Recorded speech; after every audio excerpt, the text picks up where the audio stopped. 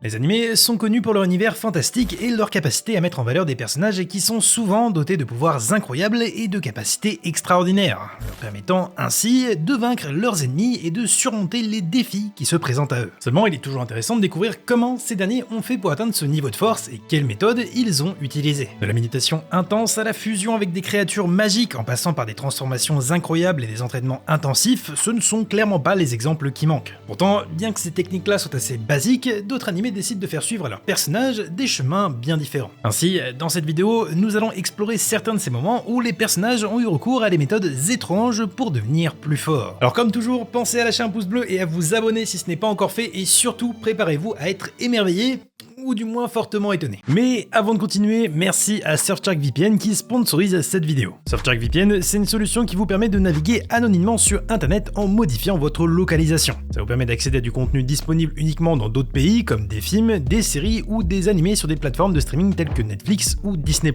On a par exemple la suite de Bleach disponible un peu partout dans le monde sur Disney, mais pas encore en France. Pour ce qui est des autres pays dans lesquels vous pourriez voyager, eux aussi ont des réglementations spéciales. C'est le cas par exemple de l'Australie qui a purement et simplement banni de nombreux animés de son pays. Autant vous dire que là-bas, avoir un VPN, c'est plus qu'obligatoire. Par ailleurs, si tout comme moi, vous avez l'habitude de passer énormément de temps à surfer sur internet, vous devez savoir que vous transmettez énormément d'informations personnelles, et parfois même à des organismes peu scrupuleux. Ainsi, avec Surfshark VPN, vous vous offrez une véritable sécurité pour protéger vos données. Bref, si jamais ça vous intéresse, sachez que vous pouvez profiter de moins 83% avec mon code Aniki, en plus de recevoir 3 mois supplémentaires gratuitement. Alors, profitez-en, d'autant plus que vous n'avez aucun risque à essayer Surfshark VPN, puisque vous avez 30 jours satisfaits ou remboursés. En tout cas, merci à eux de sponsoriser cette vidéo, et sur ce, on passe aux choses sérieuses. Fairy Tail. Lorsqu'il est question de monter en puissance dans l'anime, il faut reconnaître que les méthodes sont toujours particulières. Forcément, le premier exemple qui nous vient à l'esprit, c'est celui des chasseurs de dragons. Ces derniers sont des mages utilisant des techniques disparues, servant, comme leur nom le présage, à chasser des dragons. Je sais, elle n'était pas évidente celle-là. Bon, je vais pas rentrer plus dans les détails parce que c'est pas eux qui nous intéressent aujourd'hui, mais tout de même, grâce à leur magie, ils peuvent consommer des sources externes de leur élément naturel afin de gagner en puissance. Ainsi, on a Natsu qui mange du feu, ou encore Gajil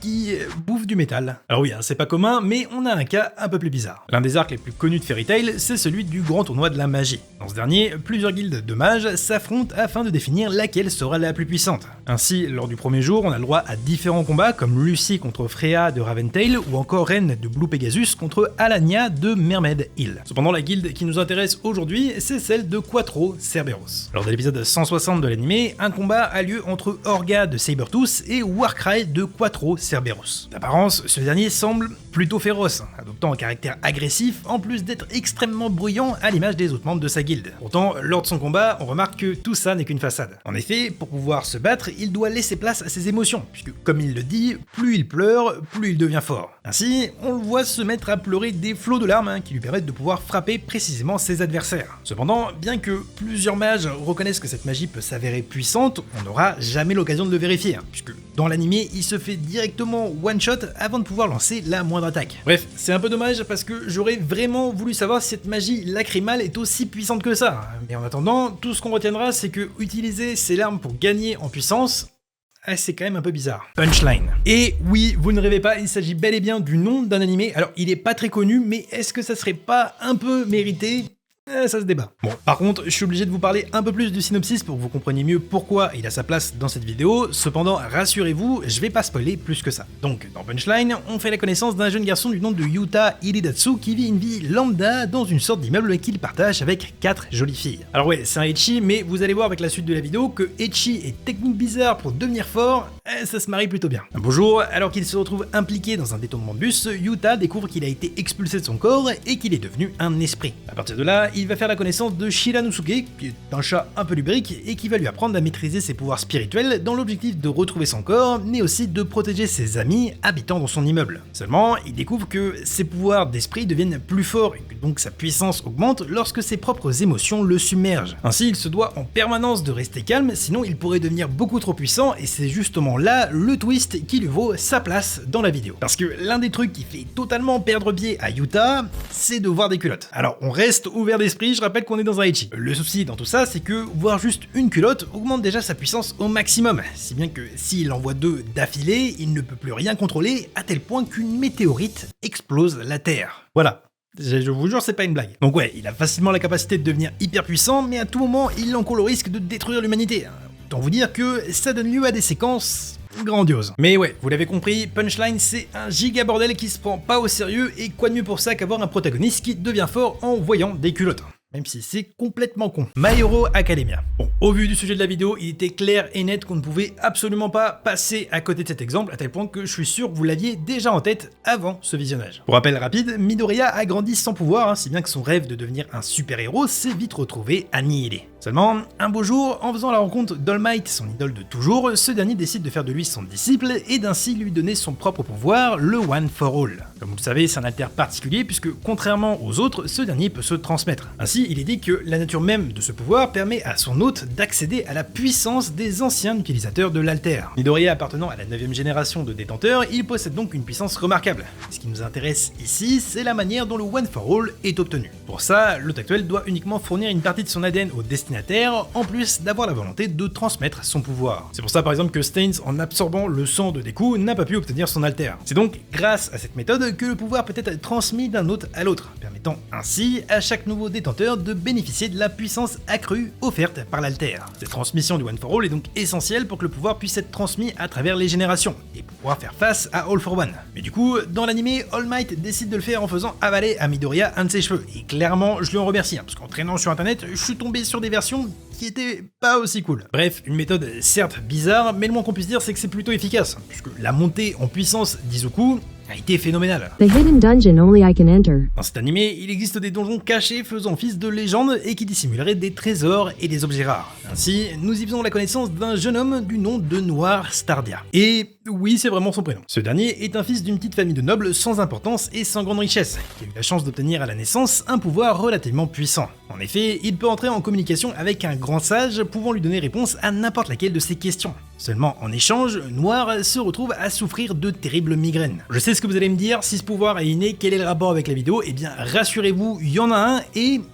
vous n'êtes pas au bout de vos surprises. Au cours de l'aventure, il fait la rencontre d'une puissante aventurière qui va lui faire don de tous ses pouvoirs. Ces derniers sont plutôt avantageux puisqu'ils lui permettent grossièrement de faire absolument tout ce qu'il veut, que ce soit lancer toutes sortes de sorts ou encore diminuer la taille d'une poitrine. Et oui, c'est pas une blague, mais en échange, il doit consommer des life points. Ainsi, plus il possède un nombre élevé de points de vie, plus il peut lancer des sorts puissants. Pour ça, il doit donc augmenter son bien-être, que ce soit par l'appât du gain, la nourriture ou encore par le désir charnel. Et à partir de là, je vous laisse facilement imaginer vers quoi il va se tourner en priorité pour augmenter son bien-être et donc ses points de vie. Cependant, attention, ce n'est pas un hentai, juste un ecchi avec un large harem autour du personnage principal. Et le point qu'il y a même une page entièrement dédiée à ça au sein du wiki de l'anime. Alors, vous l'avez compris, bien que, comme je l'ai dit, il y a plusieurs moyens pour gagner des life points, la plupart du temps, ça se résumera à passer un moment intime avec l'une de ses amies. Pour vous dire, on le voit embrasser une fille au bout des 6 minutes du premier épisode. Ce qui est sûrement un record pour un animé du genre. Donc ouais, c'est une méthode un peu chelou pour gagner en puissance, mais faut reconnaître que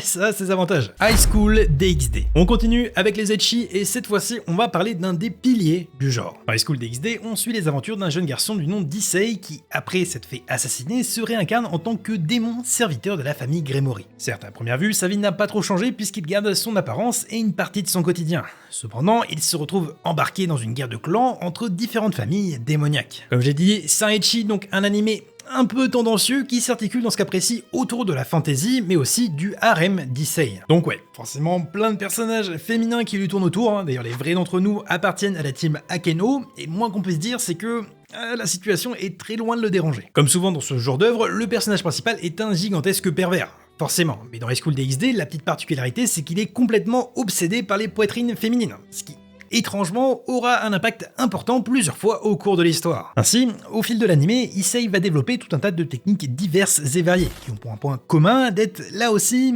toujours un peu tendancieuses. On peut citer par exemple le dress break, utilisé uniquement contre des femmes, permettant de déshabiller son adversaire. C'est déjà pas mal, je vous l'accorde, mais le garçon a encore plein d'autres techniques du genre sous le coude. On voit également utiliser le piling wall, permettant de communiquer avec les seins de ses adversaires pour connaître leur plan. À savoir qu'il existe par ailleurs une version améliorée qui permet de parler au sein d'une femme en utilisant ceux d'une autre femme. Bon, bien évidemment, il y en a encore plein d'autres, toujours autour des poitrines féminines, mais on n'en parlera pas ici pour la simple et bonne raison que j'ai clairement mieux à faire de mon temps libre. Cependant, ce qui nous intéresse au vu du sujet de la vidéo, c'est un passage de la saison 3 dans lequel il voit sa puissance augmenter drastiquement, et ça...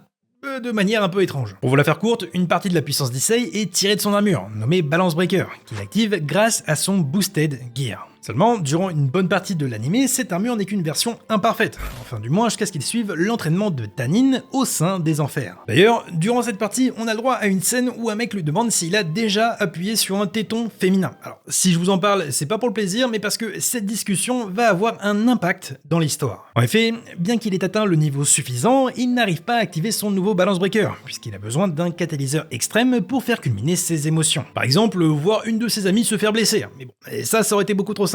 Ainsi, alors qu'il se retrouve en plein combat et en manque de puissance, il se souvient de sa discussion à propos des tétons. Si bien que grâce à l'aide de Rias et d'une double pression que je suis obligé de vous censurer pour cause de monétisation, il réussit enfin à activer son Balance Breaker Boosted Gear Scale Mail. Bref, le moins qu'on puisse dire c'est que ça a le mérite d'être original en plus d'être dans la logique de l'histoire. Donc après tout, pourquoi pas. Au final, il est indéniable que les animés ont souvent recours à des techniques de combat étonnantes et parfois même farfelues qui ont pour principal objectif de divertir et d'apporter une touche humoristique à l'histoire. Que ce soit des méthodes basées sur des situations embarrassantes, sur des techniques étranges ou encore sur des objets pour le moins loufoques, il est clair que les scénaristes ont l'imagination débordante. Ce que je trouve cool, c'est que bien que ces techniques-là soient avant tout utilisées pour des fins comiques, elles arrivent souvent parfaitement à s'intégrer de manière naturelle à l'histoire, et même si cette dernière a un ton plus sérieux. Bon après il y a aussi des trucs vraiment chelous, comme The Quasar of Stigmata, dont j'ai hésité à vous parler ici, surtout que ça aurait fait une super miniature, mais je vous laisserai découvrir ça par vous-même parce que je suis pas sûr que ça passe sur YouTube. En tout cas, tant qu'il continuera à avoir des éléments bizarres ou ridicules dans les animés, ça sera l'occasion parfaite pour moi de vous en parler en vidéo, comme je l'ai déjà fait jusque-là. Quoi qu'il en soit, j'espère que celle-là vous a plu, si c'est le cas, vous pouvez me gratifier d'un petit pouce en l'air et surtout d'un abonnement, et sur ce, je vous dis à la prochaine pour des vidéos un peu plus sérieuses, c'était Aniki,